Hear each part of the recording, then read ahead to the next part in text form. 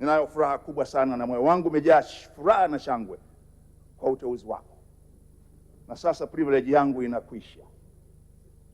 Jana wenzako wananiambia kila siku alikuwa anapita hapa anakwambia mzee wangu ni Mswanu, na nimtia mwanangu Deo ni Mswanu. Leo imekwisha. Wewe sio mwanangu tena kwa maana ya nafasi yako.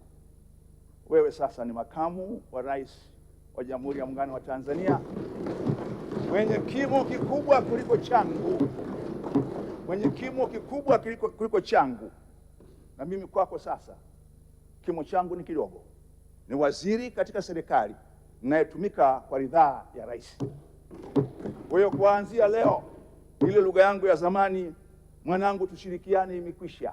Sasa niko tayari kupokea maelekezo na maagizo.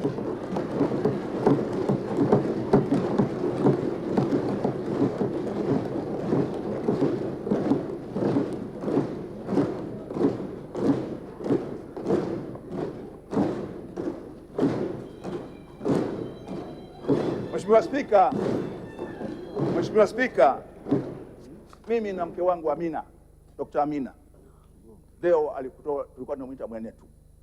Ajabu ya Mungu, mimi jina langu la ubatizo ni John na baba yake ni John.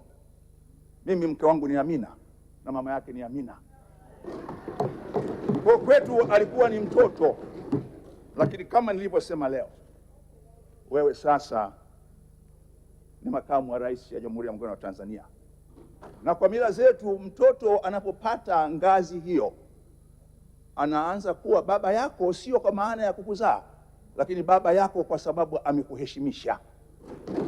Asante sana kwa kuheshimisha. Baada ya